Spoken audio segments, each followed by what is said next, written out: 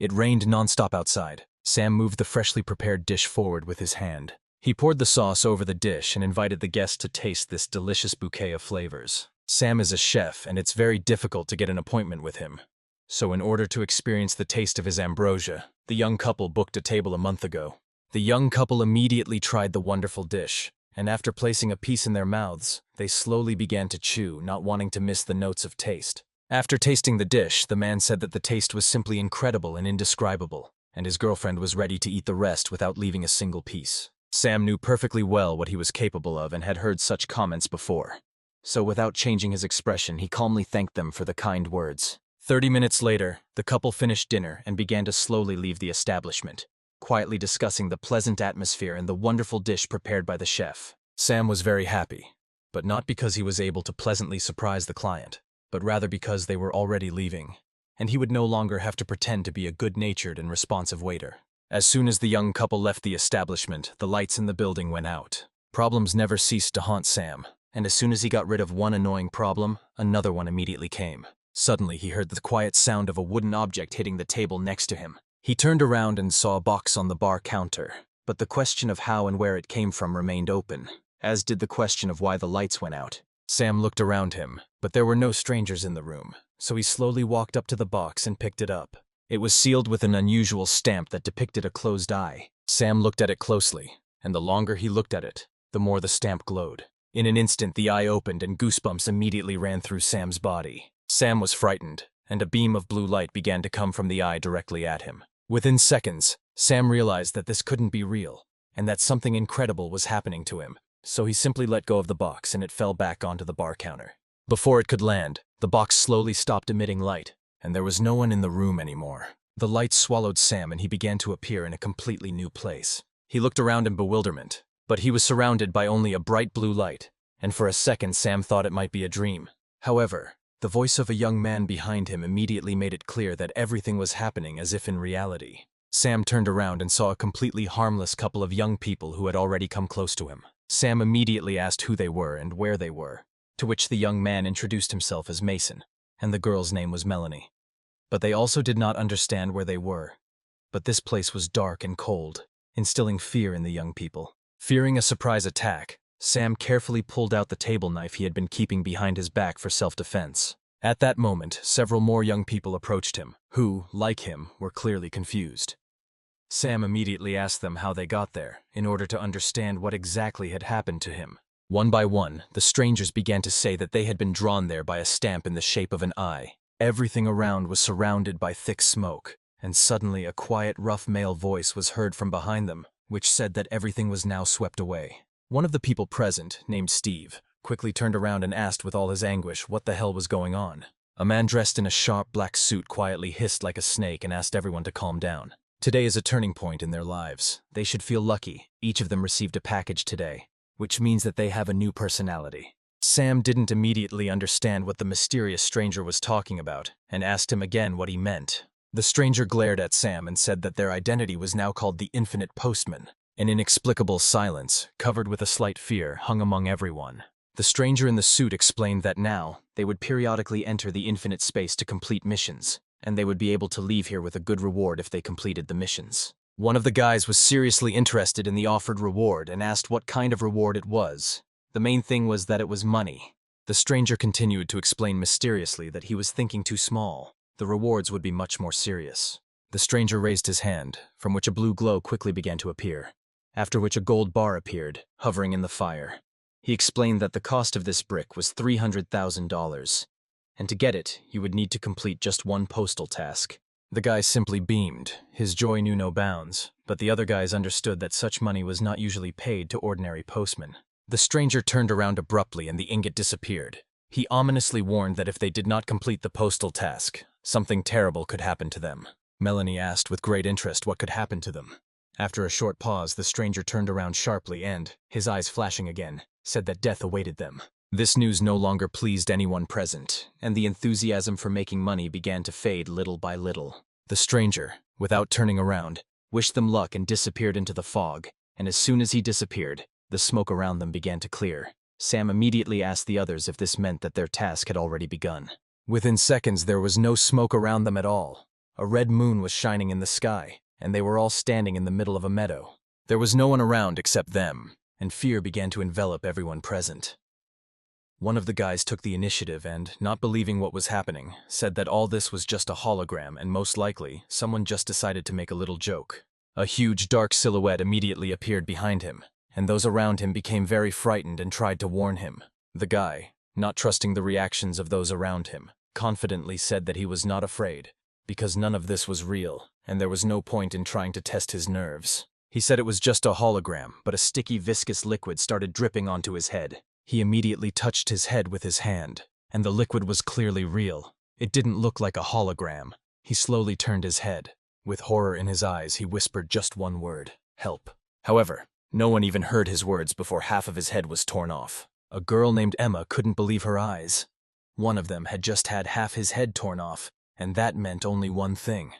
Everything that was happening to them was quite real. Loud cries for help began to ring out across the land illuminated by the bloody moon. The bear was incredibly huge. His eyes glowed red. He was thirsty for human flesh and blood, and he was completely unlike an ordinary forest bear. They began to run away at great speed in an unknown direction, but one of them, who was eager to earn money, tripped and fell. No one stopped or was going to help him. He turned around, looked at the bear, and the horror in his eyes was simply enormous. At first he tried to stop the bear with words. But when the bear was already too close, the boy realized that he had no choice but to scream and call for help. In an instant the scream stopped, and it was immediately clear to everyone that there were now only 4 of them left. They had already run quite far into the forest and stopped to rest a little. Everything that had happened still kept them on edge. After walking through the forest for a few minutes, they came across a steep mountain. Sam had been an excellent cook for many years and was used to trusting his nose. He was confused by an incomprehensible smell. Without thinking for long, he began to climb the tree. They thought Sam was trying to hide in a tree, and Emma, without thinking twice, began to beg him to take her with him and not be selfish. Sam ordered her to shut up and wait for him in silence while he reached the required height and surveyed the area. He climbed the tree not to hide from the bear. He thought that there might be people nearby, and seeing a light nearby, he immediately realized that he was right. There could have been hunters or a village there, but they urgently needed somewhere to hide. Melanie said that bears wouldn't dare attack houses, so they needed to get there quickly. Without further ado, they began to climb the mountain.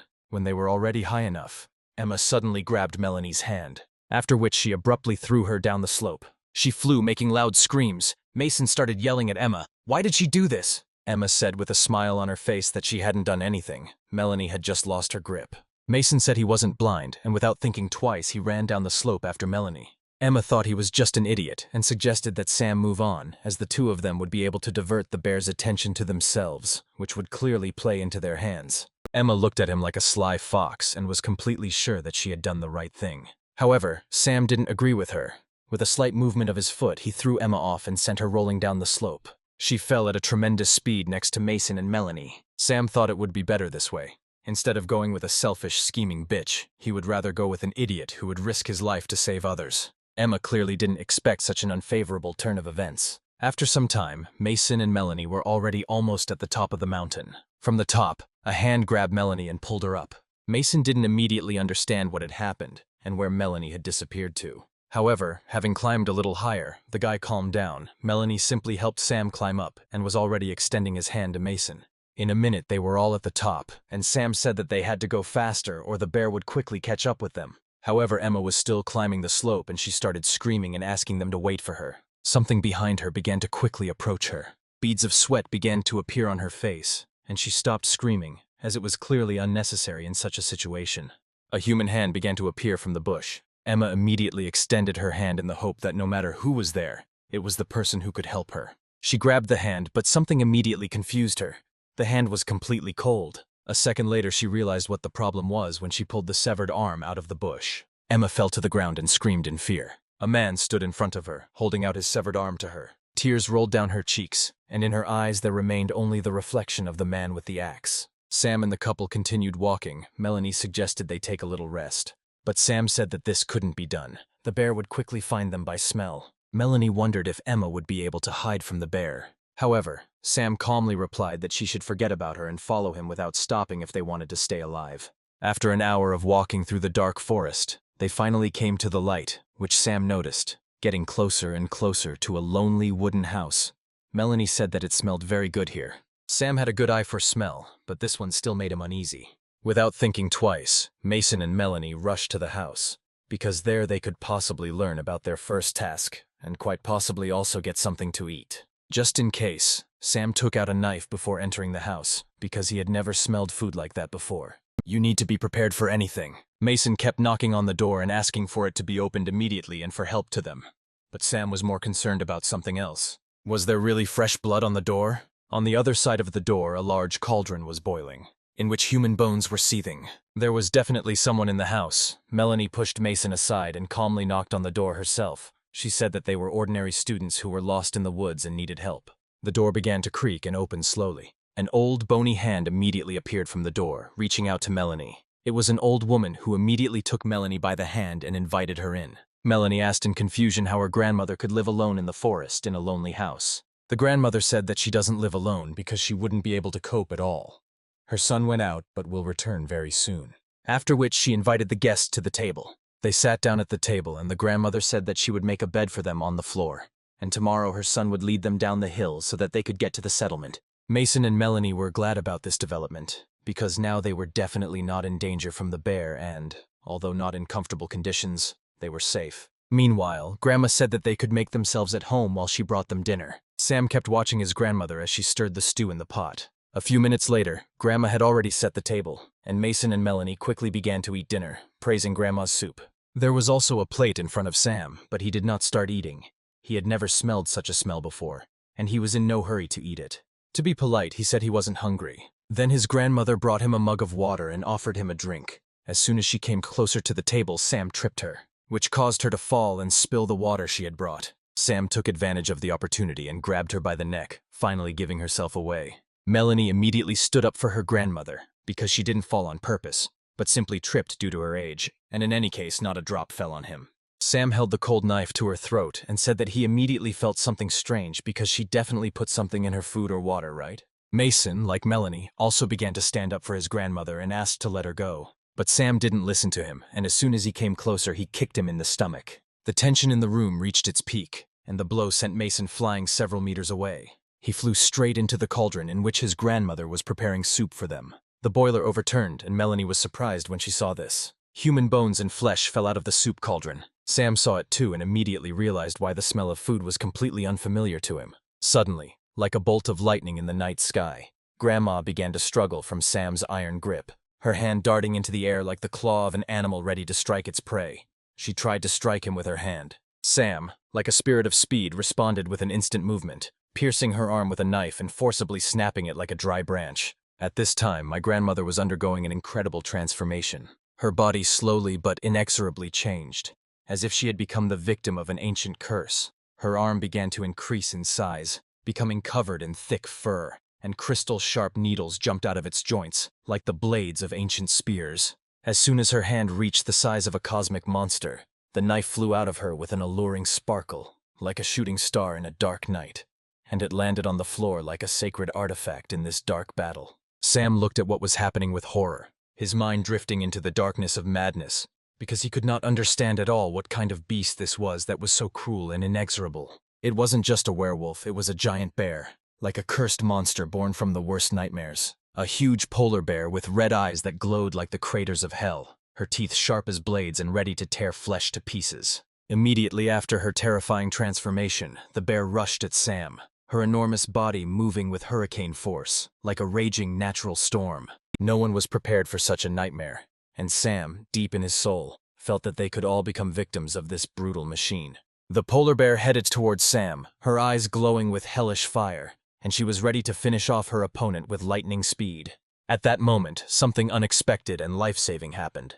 Mason, like a hero from legend, suddenly came to Sam's aid. He drove the bear away from Sam with a powerful blow of the chair to the bear's head, like a brave knight defending his ally. His action saved Sam from certain death. Mason extended his hand to Sam, preparing to help him up, but in response he received a strong kick that sent him flying aside like an unnecessary shield. He asked angrily what he was doing, but the next moment he realized that this blow was salvation from the subsequent attack of the she-bear. The bear's attention switched to Mason. She became very angry from the chair hitting her head. She rushed to attack Mason. However, Mason was lightning fast and managed to jump to the side, avoiding the terrible blows flying at him.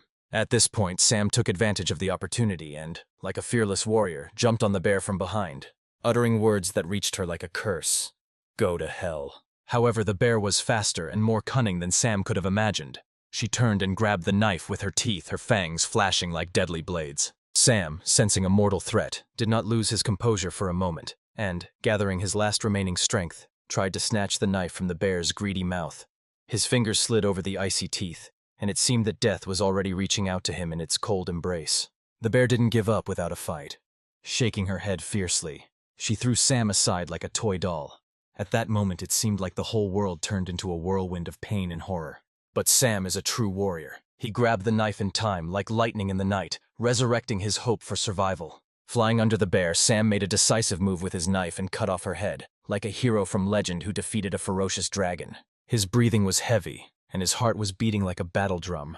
But he emerged victorious from this mortal combat, and the bear's bloody head rolled to Mason's feet like a trophy in this bloody saga. Sam extended his hand to Mason to help him to his feet after this most difficult seizure. Only one thing was clear: the bear was dead. They had already begun to approach the exit, because in such a changeable world they could not remain in one place for long.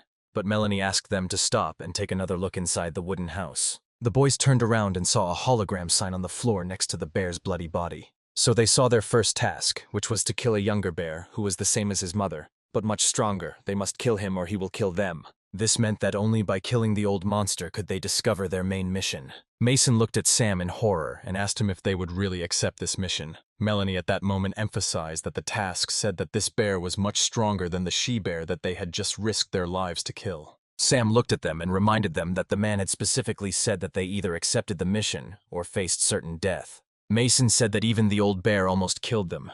Does he really think that they will be able to kill their son? They have to try and not just sit and wait to die. They have hope. The old bear tried to give Sam this to drink, which means it's definitely not a good drink. Sam said that they had no choice but to fight for survival, and then placed the jug in the middle of the table. He took the bear's head and asked them to help him. After working for a while, Sam looked around the house and wiped the sweat from his forehead. Everything was ready to carry out his insidious plan. The jug stood on the table. There were no more signs of a struggle and the bear's meal. Melanie and Mason were sitting on the floor. They were tired after everything that had happened to them. They had prepared the house so diligently, but Sam still hadn't told them what his plan was. Now Sam was preparing soup from the water that the she-bear offered him. He said that he would make the bear drink the soup that his mother had so carefully prepared for him. They didn't know if the poison would work on the bear, especially since its mother was dead, and how he would be able to force the bear to eat the soup. Sam immediately replied that they couldn't do without bait. He held a knife in his hands and asked them to imagine that they were animals, and whether they would be happy to see food and prey at home. Mason saw a knife in Sam's hands and, frightened, asked him again which victim he was talking about. Sam looked at Mason and Melanie and informed them that they were right. They would be the victims. The fire heated the boiler well. The soup was bubbling no less than before. Mason and Melanie sat tied up nearby. Right in front of them, Sam was lying face down on the floor. The fear of helplessness in the face of danger consumed them, and in addition, their bound hands became very numb. Melanie tapped Sam on the leg and asked him how much longer they had to wait. But Sam didn't answer right away. Melanie asked Mason if everything was okay with Sam, because before that, to make it more believable, they cut his leg. Sam, without turning his head, ordered Melanie to shut up. He knew what he was getting into, and there was no point in ruining their plan at the last minute. Melanie apologized and continued to sit silently and endure the discomfort. A few minutes later, the door to the house opened, and a large bald man appeared at the entrance. Sam kept one eye on the man who entered the house. His shoe size was about size 47, so how tall was he then? Melanie and Mason trembled at the sight of a huge man walking around the house without saying a word. Coming close to Sam, the huge man threw a severed fresh hand on the floor. Sam examined it carefully and thought that it was Emma's hand. Apparently, she had not managed to survive alone, and judging by the fact that he dragged her hand into the house, it was most likely the younger bear. Everything went according to plan. The man poured the soup that Sam had prepared into a bowl, after which he drank it in one gulp. Mason whispered quietly that it was time to act, since he had already drunk the soup.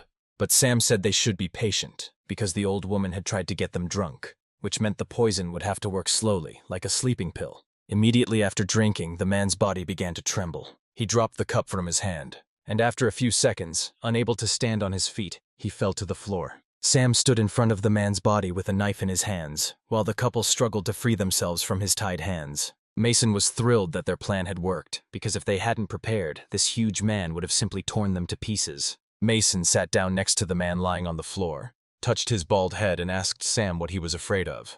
This big guy definitely wouldn't wake up. As soon as Mason said these words, a man's huge hand grabbed him by the throat. At that very moment, Sam rushed past them with a knife in his hands and slit the man's throat, causing blood to splatter across the room. The big guy fell to the floor, and Sam wiped his knife.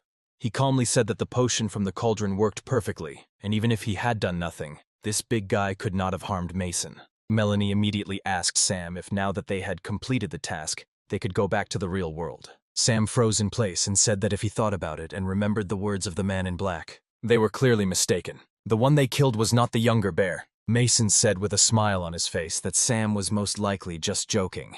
But Sam said that if this man were a younger bear, he would have turned into one long ago, just like his mother did before. And they also didn't receive notification that the mission was completed. Mason fell to his knees in despair. Had their plan failed and everything they had done was in vain. Sam began to think about where he could find the younger bear.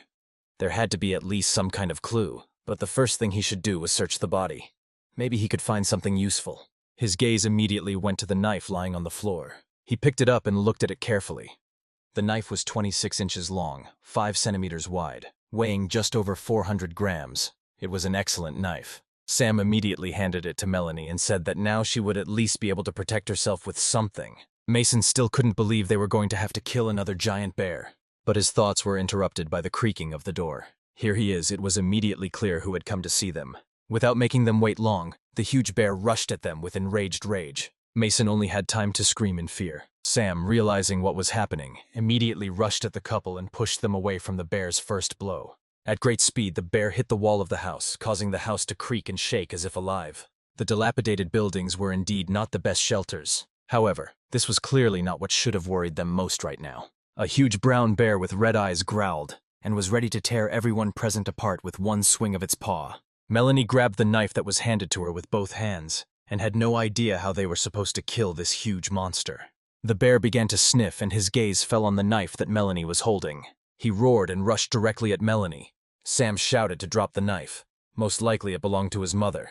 There was a moment when Mason, without sparing himself, rushed towards Melanie and was able to fall to the side with her. He scratched his head and started to get up, asking Melanie if she was okay. Mason looked at Melanie and she could no longer answer. Blood was spreading from her neck onto the floor. Sam stood before a hellish picture of destruction and death. His beloved was dead, and his soul was permeated with terrible grief. But he did not think about the consequences and flared up like a fire in the darkness, rushing at the bear. The bear, a beast of strength and death, threw him aside with one blow of his paw, as if he were a toy doll soldier.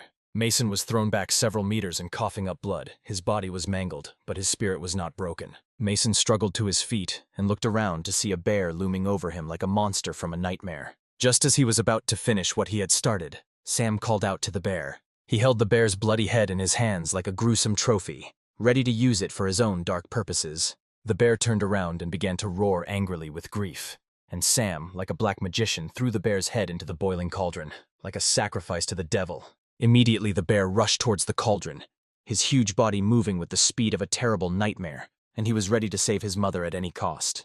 While the bear was busy, Sam picked up an axe and said that they shouldn't wait. It was time to get out of here. Mason was weak and could barely move, and Sam, like a hero, helped him trudge forward. But Mason was slowing their progress, and the thought flashed through Sam's dark mind that if the bear caught up with them, Mason would be nothing more than a pawn in this deadly game. Arriving on the verge of exhaustion, Mason stopped, and Sam, not wanting to waste precious time, insisted that they keep moving. Mason said he was unable to run any further and asked for an axe to stop the bear and give Sam a chance to escape. Sam looked at Mason in confusion because Mason was willing to risk his life for another person without asking for anything in return. Sam tried to stop Mason, but he grabbed an axe and ordered Sam to run. A metal hell raged inside Sam, but he insisted that they could survive. He abruptly lifted Mason onto his shoulders, like a hero carrying a friend from the depths of fire. But Mason said that this was risking both their lives. Sam had a plan, and he was confident that they could escape. He searched the body of the man they had killed and found a map with a red dot on it, indicating they were almost there. After running about 200 meters more, they stopped, and Sam felt that this was exactly the place marked on the map. Mason immediately asked why the bear wasn't chasing them. Sam replied that he could not see him, but he could smell him, and as soon as they looked back, they saw an enraged bear rushing towards them at a deadly speed. Even though they managed to dodge, the bear slashed at Sam with its huge claws, like a beast from the most terrible nightmares. They lay on the ground and Sam was hunched over in excruciating pain. The bear, majestic and ferocious, looked down on them from the height of his glory as Mason tried to pull Sam to his feet. But Sam didn't get up on purpose. He felt the ground and realized that this was exactly the place that was marked on the map. Sam fatefully delivered a powerful kick to Mason's injured leg. Mason fell to the ground and Sam placed his foot on Mason like a conqueror ready to make the final move. Sam began to talk to the bear, saying that Mason had killed his mother and that the bear was waiting. The bear, growling menacingly, rushed at them, and Sam kicked Mason and rushed to the side. The bear landed and the ground began to crack under his enormous mass. But he did not immediately realize that he had fallen into a trap that had been prepared for him. It was at that moment that the bear sank into the ground, as if escaping from a hellish attacking whirlwind. A few seconds later, they heard the powerful impact of his carcass on the hard ground, and the world again plunged into silence, permeated with fear and the cold of death. Sam looked at Mason, who was lying almost motionless. He thought that he kicked him too hard, but at least he was still alive. Sam started to approach the pit closer to check if they had managed to kill the bear, when he suddenly stopped. A hologram appeared right in front of him, which informed him that they had completed their main mission, and now they could return to the real world, taking their reward. But they could also, if they wished, stay here for another 10 days, and return to reality at any time. The hologram added that after he returned to reality, he should remember to open the package containing his personal stamps and album. But Sam thought he might gain some benefit by staying here a little longer. When he looked into the trap, he saw the carcass of a bear lying on sharp wooden stakes that had been prepared in advance, and between them sat Emma, whom they had left on the slope, along with an unknown man. They were begging for help. They both had one arm missing, but now that the main mission was accomplished and the younger bear was defeated, Emma could return home, and she began to slowly dissolve into blue light. But Mason was worried about one question. How could she have known about the purpose of the mission if she was not with them? Apparently, there are different ways to find out about the purpose of the mission, and perhaps the man sitting with her told her about it. Mason pulled the rope tightly, wrapped it around the tree, and decided to climb down. A few seconds later, he was already downstairs and standing right in front of the emaciated man. Most likely, the huge man who was killed was a hunter, and had specially cut off their hands in order to lure the younger bear. Sam was in no hurry to help the man get up. In such a dangerous world, it was difficult to immediately trust someone. He asked him who he was and how he ended up here. The man immediately said that he was a farmer, lived down the hill, and if Sam helped him, he was ready to pay him. But Sam immediately rejected the hand that was reaching out to him. He said that it was unlikely that a simple farmer would be able to pay much, especially when he was seriously wounded and would most likely die on the way. Sam had already started to leave, but the farmer began to beg him. He said that the hunter did not want to kill him. He said that if Sam took him to the village, he would tell him the secret. The hologram appeared in front of Sam again, informing him that taking the farmer down the slope was a side mission that he didn't have to complete, and that he could return to reality at any time. Sam became interested and asked the farmer who the hunter was, and he wanted to know the secret, and until he found out, he would not take the farmer anywhere. The farmer had no other choice and agreed to tell the secret. He said that Logan and he were hunters. There had been a severe drought lately. The crops were drying up, and the other day Logan came to him. He said that a family lived on the hill whose ancestors were officials. They told a few other residents about this, and they all went to the house together, hoping that the people living there would help them. But as soon as they reached the top of the hill, 2 of them were eaten by a bear, and only they and Logan managed to escape. I wanted to run back, but Logan wanted to finish what he started, so he attacked me and cut off my hand. Logan dug this hole and used me as bait to kill this bear, and then return to that house and find this family's riches. The farmer said that if Sam helped him, he would give him money and also tell him where the house was, because now that the bear was dead, it all belonged to him. Sam listened to him with interest, and now understood perfectly well that he and the huge man they had killed in the house on the hill were ordinary robbers. Mason extended his hand to the farmer and said that he would help him only if he swears that he is not deceiving him. The farmer began to swear and promised that he is telling the truth. However, without listening to the farmer, Sam skillfully hit him on the neck. Sam said the despicable robber was exactly where he should be, but the bear claws were very good. Sam took out his knife and got to work. He heard Mason's voice at the top and told him that he was there. Mason came to his senses and was incredibly happy that they were alive and their enemy was dead. He looked closely at Sam and couldn't understand what he was doing down there. Suddenly, he received a blow from a bear's paw right on the head. Mason threw away the severed bear paw in fear. He certainly didn't expect to see that. Sam climbed up and asked the frightened Mason if he needed a bear paw. It was disgusting, and he said that he certainly didn't need a bear paw. Meanwhile, Sam tied the bear's paws together and was ready to set off again. Mason asked how Sam knew it was a trap. Sam said he didn't know that. It was just that the hunter they killed had marked the spot on the map with a red circle, and Sam thought there was definitely something valuable there, but it was a trap. Mason settled more comfortably on the ground and said that it didn't matter now. It was all finally over. The mission was accomplished. Yes, that's right. Sam said that he won't be coming back yet and will stay here for a while. Sam started to walk away, waved at Mason and said that he hoped that next time he wouldn't meet such a kind-hearted idiot like him. Sam quickly dictated his number and asked him to call him when Mason returned to the real world. There was a soft rustling sound behind Sam. A blue glow appeared, and Mason disappeared. Sam moved on. And as for the rumor about wealth, it was most likely invented by the old woman in order to lure people for themselves and gradually eat them, but nevertheless this theory would need to be tested independently. After some time, Sam reached that very ominous house, and when he opened the door, the house creaked loudly again. Most likely this house will collapse in the near future. Sam walked up to the bed and thought that this was the only place in the house where he could hide something. From under the bed he took out a chest. Here it was, the treasure the robbers had spoken of. When he opened the chest, there was a blanket and several glowing stones inside. Sam lifted up the blanket that lay there, and as he expected, there was no wealth on that hill. Suddenly something happened and his hand began to glow blue, and a second later it began to transform into a huge animal hand. Suddenly the hologram appeared again and said that Sam had received a special item called bear clothing. Now he would receive an album of stamps without leaving this world. He could place any item in this world in the album in the form of a stamp, so that he could have it quickly accessible in the future. Mason said 2 words, stamp album. With a whoosh, a large hardback book appeared in his hand. The first stamp was already in the album. It was called Bear Clothing. This stamp doubles the power. The duration is 15 minutes. Recharging occurs within 3 hours. Sam looked at his hand, and the doubling of his strength interested him greatly. He waved his hand sharply, and the chair standing next to him flew apart in 1 second. He hardly put in any effort. But what if he completely transforms into a bear? Right, now he has the ability to transform real things into stamps. He snapped his fingers and the bear transformation immediately stopped. After that, he picked up several pieces of silver lying in the chest and snapped his fingers again, saying the word transformation.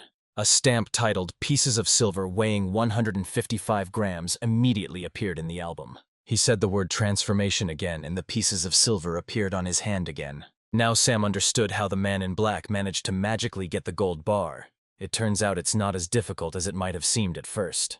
The question remains open whether he can transform all things into stamps. First, he tried to transform a jug of water. After he turns things into a brand, time seems to stop for them. The temperature and taste remain the same as they were before the transformation. Now Sam can transform things and put them in the album without him directly calling. No one will know what is in his album. But there is a limit to the size of the thing he can transform. It would be crazy if he could transform everything.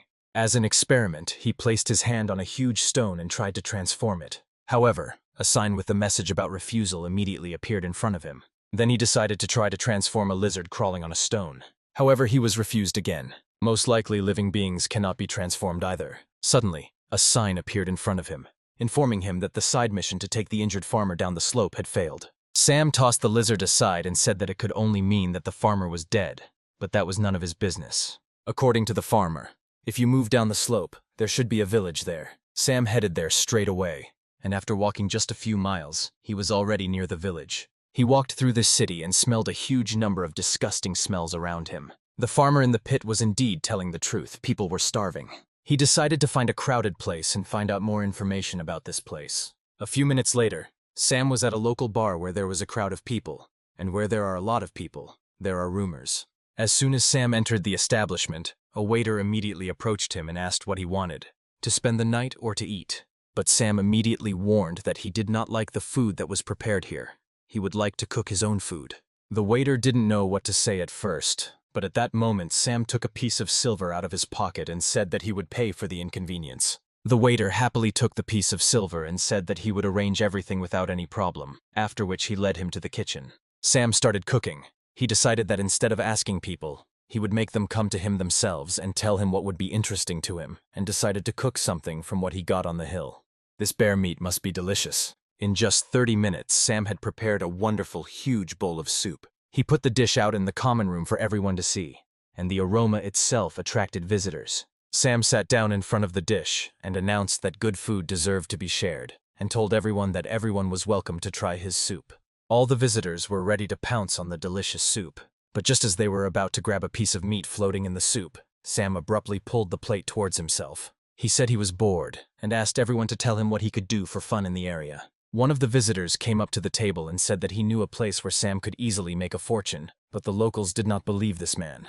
He came here every day and talked about this place. Sam sniffed and smelled a familiar scent. As soon as the man approached, Sam immediately understood everything. It was the older bear. The stranger said that the ancestors of wealthy officials lived on the top of the hill, but they had all died, and now only a young man and his mother were there. If Sam wants to make a fortune, he needs to go straight there. Sam understood perfectly well that no one lived on the hill anymore, but he didn't immediately say anything about it. He pretended that he simply didn't believe the stranger and asked if there were any other interesting places nearby. The stranger did not expect such an answer, and he had no other options. But another man said that he knew of one place. There is a private house on the northern slope. There are some slightly liberated nuns living there. At least they can help you spend an enjoyable evening, the stranger said jokingly. It sounded interesting enough that Sam said he would definitely visit the place, and now they could enjoy the dish he had prepared. Everyone quickly pounced on the food. Sam realized that they had nothing more to talk about, so they should look into this private house. Before leaving, Sam looked back, because he was curious to see how much the older bear would like the meat of his relatives. He, like all the guests of the establishment, quickly ate the meat from the soup and asked the waiter what kind of meat it was. The waiter happily announced that it was bear meat. Their guest had specifically hunted the bear so that everyone could enjoy its meat. As soon as the older bear heard about this, a piece of meat immediately fell out of his mouth onto the floor. Only now did he realize that he had dined on the meat of his fellow man with such great pleasure. Sam heard screams coming from the establishment and thought that this was a fair price to pay for all those people who had been eaten by his fellow humans. Sam approached a passerby and asked how he could get into a private house. The passerby smiled and said that he clearly knew how to have a good time. A passerby pointed him in the direction and told him to go straight ahead and that he would be there very soon. Sam had already approached a huge building with an open gate and a cauldron standing right at the entrance. But judging by what passersby told him, this place should have been overcrowded with people, but there was not a single person around. Suddenly someone called out to him and asked if he had come to make a donation. An old woman dressed as a nun approached him from behind, and Sam thought that if everyone here was like that, they clearly had unusual taste in women. Sam didn't know what to do and took out a piece of silver to make a donation. He asked to accept it, even though it was tiny. The nun thanked him and invited him to come to their dinner, which they were hosting for all the parishioners that evening. Mason followed the nun to the entrance. The scent of incense was strong everywhere, but he asked why there was no one else there, to which the nun replied that the other men were resting inside.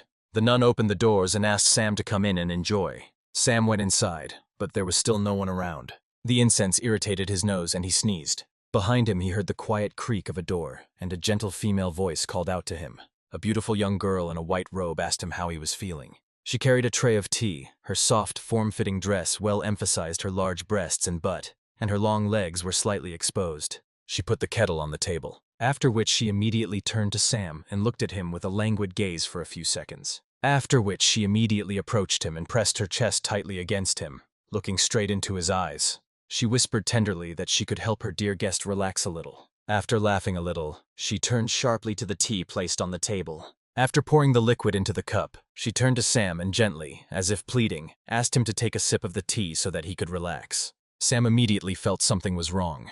There was no point in trusting people in this world. He raised the cup to his mouth and, as if by accident, spilled the contents on his clothes. Sam immediately laughed to divert suspicion from himself. He waved his hand and said that it was no big deal. It was just because she smelled delicious. Sam wanted to approach him, but the girl quickly dodged, saying that he should be more careful. She hugged him from behind and whispered tenderly in his ear that she was worried that he might catch a cold, but she can happily take care of him properly. Sam wanted to grab her by the waist again, but she again nimbly avoided his touch. She was already standing in front of the exit and reminded him that he needed to go to dinner. The sermon would begin there very soon, and she would be impatiently waiting for him there. Sam waved at the girl with a smile and said that he would definitely be there. The girl went out and the door creaked behind her. Sam looked closely at the jug of tea and smelled a very similar aroma to the one the old woman had treated him to.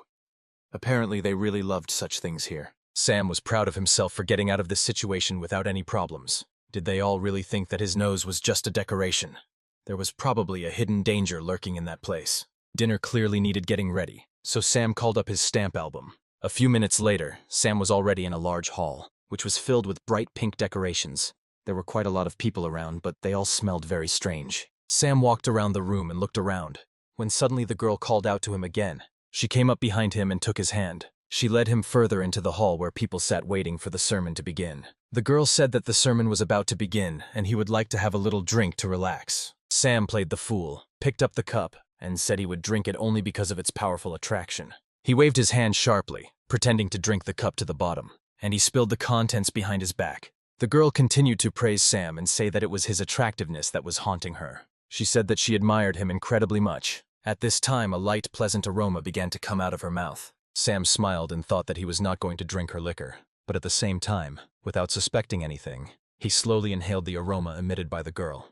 They continued to flirt with each other, but now the girl was lying right in front of him, showing with her behavior that she was ready for absolutely anything. She moved closer and closer to Sam, trying to infuse more and more of her scent into him. Sam's mind began to blur. His vision was covered in a pink haze, and the girl continued to whisper sweet and tender promises in his ear. Sam looked around and was surrounded by a huge number of naked men and women who were intertwined in an embrace of passion and love. The girl was already sitting on top of him, pressing her curvaceous forms against him. She said that Sam had not drunk the liquor, but it was not intended to intoxicate.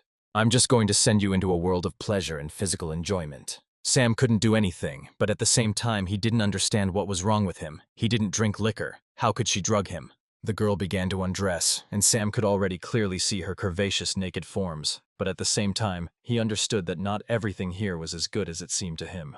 He grabbed the knife that was lying in his clothes with his hand. He squeezed the knife blade so hard that blood began to ooze from his hand.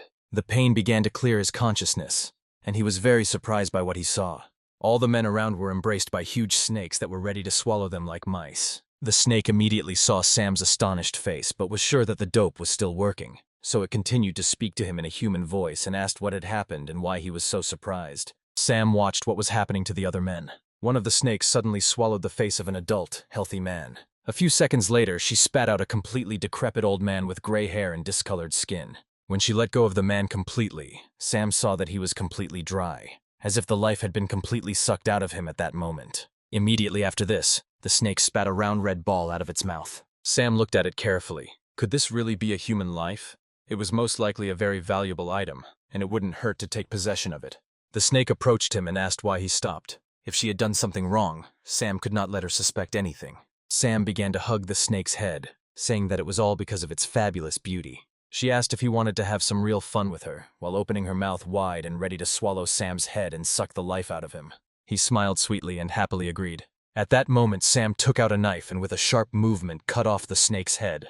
The other snakes suddenly turned their attention to him, each of them enormous in size, ready to swallow Sam whole in one movement. That old nun stood among them and hissed quietly. She asked him tenderly what he was doing, thinking that he was still under the influence of the drug, and that a red life ball was floating in the air next to her. Sam said that the situation was still under his control, and then got into combat readiness. This woman was the elder snake. In a few seconds, she assumed her true form of a huge, bloodthirsty snake. She immediately rushed at Sam, ready to completely devour his body. However, at that very moment, she hit a huge cast-iron cauldron. He started to run away from there quickly, thanking himself for putting a bunch of useful things in his stamp album. The snakes began to attack him one by one as he ran at great speed towards the floating red ball. He had already jumped it up to the desired red ball, and only after touching it did he utter the word transformation, after which the ball instantly evaporated. The elder snake emerged from the cast-iron cauldron and moved quickly towards him, threatening to kill him for the red pearl. Sam was pleased with himself and smiling. He was waiting for that last moment of the snake's attack. As soon as she rushed at him, he uttered the cherished words of return to reality, after which his body immediately began to disappear, and the snake simply rushed through him. He waved his hand at his recent girlfriend, smiling, and the snake began to hiss loudly and fiercely from dissatisfaction. Sam appeared at his establishment again. It was like a dream, and apparently in reality only a little time had passed. The notice mentioned this package, and it looked a bit like a regular prank from friends. Even though it looked like a prank, one thing was certain. Everything that happened to him was reality. Sam opened his stamp album and looked at the things he had been able to collect. The material's name is Red Pearl. The energy inside it can be absorbed to increase one's own strength. However, a normal person cannot absorb it because it will lead to death. It can also be used to make weapons that will be intended to cause hallucinations. Even though the album said it was precious, it was of no use to Sam at the moment, and now was the time to open the package with the reward. As soon as he opened the box, a voice congratulated him on completing his intern mission. He was now a low-level postman. He opened his album and began to look through the rewards he had received. Received 3 credits called Old Bear, 6 hunter credits, and a special stamp called Breath of Nature, which increases the user's running speed in the forest by 30%. On the next page, the rules of the postman appeared, but Sam thought that it was more of a list of restrictions than rules. No postman should tell about his abilities to ordinary people, and kill all witnesses. If the postman caused serious trouble using his abilities in the real world, he will receive punishment in the next infinite space. Although it was not mentioned here what the exact punishment would be, it would obviously be terrible. Everything in the infinite space belongs to another shadow world. Most of the living beings there turn out to be incarnations of those in reality. For a certain period of time in the infinite space there is nothing real except death. While there is no point in thinking about this yet, it makes sense to listen to what the man in black said. With credits I can buy whatever I want. Sam looked through the goods and laughed, because they were so expensive that he could not actually afford anything. There was no point in worrying about it yet. He wouldn't buy anything anyway if he simply didn't have enough money. It would be better to get some sleep, and then think about what to do next. He walked into his room, in the middle of which stood a coffin-shaped bed. Only by lying here could he feel safe. The dream took him to a familiar place, where a young man was sweeping the yard. It was an orphanage, but why did he appear there again? This is the event that Sam has been trying to remember for so long. He approached a boy who was sweeping the courtyard of the orphanage. Sam immediately asked him what happened here. This dream was very similar to reality, but why doesn't he remember anything from it? But the kid turned sharply to him and said in an ominous voice that this was his life and Sam was out of place here. Sam immediately woke up in a cold sweat. It was another nightmare. It was strange. He couldn't remember what exactly he had dreamed about. Has the disease really started to progress again? This can't be, because his schizophrenia was completely cured. Sam washed his face and thought that he urgently needed to see the doctor. From behind, Sam felt a gun pressed to his back and a warning not to move. Sam looked up and asked the policeman to be more inventive and come up with something new next time. In an instant, handcuffs snapped onto his wrist. The policeman laughed and said that there was no need to be more inventive to trick him, because everything was working fine now. Sam looked at his hand and saw that it was handcuffed to the radiator. He turned sharply, but the gun was already in his hand, and now he pointed it at the policeman, who was stunned by his dexterity. "When did you have time?" Sam replied that at the moment he put the handcuffs on him, and threw the gun back to the policeman. It was John, Sam's adopted brother and friend from the orphanage. Only a few days had passed since their last meeting, but at first glance Sam looked like a different person. Sam said that he was now a postman, and the stamp had doubled his power. He uncuffed the handcuffs and asked to be greeted differently next time. But John said that this time he deserved it. They walked out of the washroom together, and Sam asked him what he meant. John said that Sam must be well aware that he had broken the law. He looked at the table on which lay the baked bear paw and asked if he could start eating. Sam laughed and asked John to stop scolding him and finally start eating his bear paw. Sam felt a rush of heat, wondering where this dish had come from when he had managed to cook it. John was already eating the meat and asked Sam why he had turned so pale. He tried to ignore it and said that he had simply forgotten to add spices to the dish. Sam asked why John had come to see him. He lit a cigarette with a pistol lighter and hastily announced that he had quit the police, so now Sam would no longer be able to ignore traffic lights. Sam immediately remembered their childhood and how John always wanted to become a police officer, and he asked what prompted his decision. John said that as a man, he should take care of his girlfriend first. He stubbed out his cigarette and said that Sam shouldn't worry about it. It was his problem. John admitted that when he came in, he heard Sam going to the doctor. There was still that ominous reflection in his eyes. But Sam simply waved his hand and asked John to stop his wild guesses. Sam went to his room and came back. He took out his card and handed it to John, saying that he should remember the PIN code. John looked at Sam gratefully and said that he would return the money as soon as he could. Sam watched him go and thought that he might not live to see this day. At the last moment before leaving, John turned around and said that he didn't care at all who he became. He would forever remain his brother. The door of the establishment slammed shut, and Sam was left completely alone. He began to remove the plate with the half-eaten bear paw from the table. But there was only a pool of fresh blood, in which Sam could clearly see his reflection. The second personality woke up again. The plate fell to the floor and broke, spraying blood all over the floor. Sam didn't understand why this was happening to him again. "You can't get rid of us. We have a long way to go together." The alarm clock rang throughout the room. Sam immediately turned it off. He began to stretch and thought that there was nothing more comfortable to sleep in than a coffin. Sam looked around and thought that his schizophrenia was just an illusion. It seems like nothing has changed around here. But the question is when he fell asleep and how long he slept. Why does his head hurt so much? Maybe it's all because he spent a lot of time in endless space. Sam thought it would be a good idea to put his coffin in a stamp album. Then he could sleep whenever and wherever he wanted. He touched the coffin and said the word transformation. However, nothing happened. The object was too big to transform. Sam went to work and thought that one day he would be able to transform it. He served the arriving guests as usual, and they left the establishment. He put down the knife and lit a cigarette as if after a hard day. There are only 3 days left until the next trip, but he wanted to make sure of something. He dialed the number, put the phone on speakerphone and waited a few seconds for an answer. The phone was answered by Mason, who was watering the flowers in his usual good-natured manner. As soon as he heard Sam's voice, his watering can fell to the floor, and he happily announced that he was very glad to hear from him. He immediately began telling Sam how he was doing, that his wounds had healed immediately after appearing in the real world and that he had received a stamp album. Sam, reluctant to listen to his new friend's boring voice again, simply hung up. At least his incoherent muttering fully confirmed Sam's suspicions. However, the next mail assignment is just around the corner, and we need to prepare for it. Suddenly, Sam's psychiatrist, Becca, walked into the establishment. Her appearance was completely unexpected for him, and he quickly slammed his stamp album shut. She said that she just came to see him. Last time she advised him to sleep in a coffin. What was his condition now? Sam's smile immediately disappeared from his face. He was upset.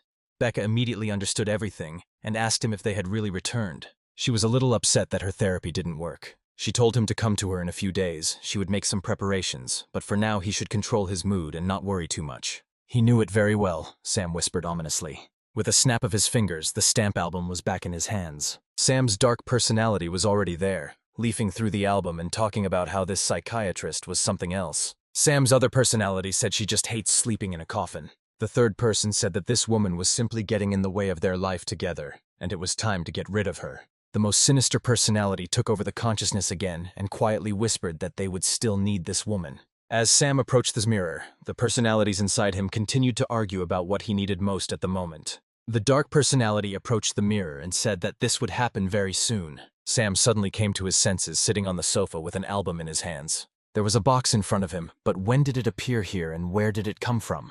But she's only supposed to arrive in 3 days. He began to nervously leaf through his album, but his stamp collection was no longer there. Imagine his surprise when he discovered that the time allotted to him had in reality already expired. The box in front of him began to open. A bloody, rotten hand jerked out of the box. It was time for Sam to go to work.